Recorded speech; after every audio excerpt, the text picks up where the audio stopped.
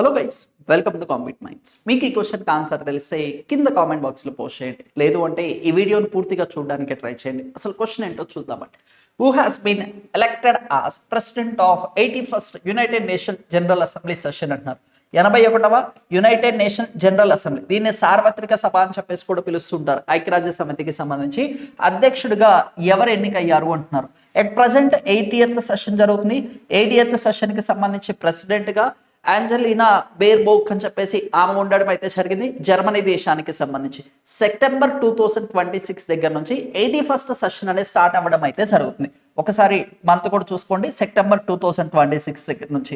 అయితే ఈ సెషన్కి సంబంధించి 81వ సమావేశానికి సంబంధించి ఖలీలుర్ రెహమాన్ అని చెప్పేసి ఇతన్ని హెడ్గా అండ్ ప్రెసిడెంట్గా ఎన్నుకోవడం అయితే జరిగింది. ఈయన ఏ దేశానికి సంబంధించిన ఆయన అంటే బంగ్లాదేశ్ దేశానికి సంబంధించిన పర్సన్. ఈ పాయింట్ కూడా ఒకసారి క్లారిటీగా చూసుకోండి.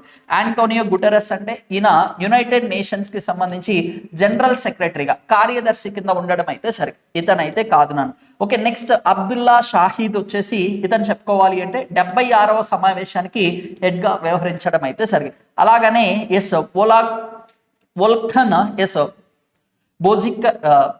బోజిక్కర్ అని చెప్పేసి ఇతను చెప్పుకోవాలంటే 75వ సమావేశానికి సంబంధించి హెడ్గా ఉండడం అయితే జరిగింది. 81వది అడుగుతున్నారు కాబట్టి మనకి ఖలీలుర్ రెహమాన్ వచ్చేసి ఇతన్ని ఎన్నుకోవడం అయితే జరిగింది. అయితే బంగ్లాదేశ్కి సంబంధించి రీసెంట్గానే ఎలక్షన్స్ కంప్లీట్ అయ్యాయి.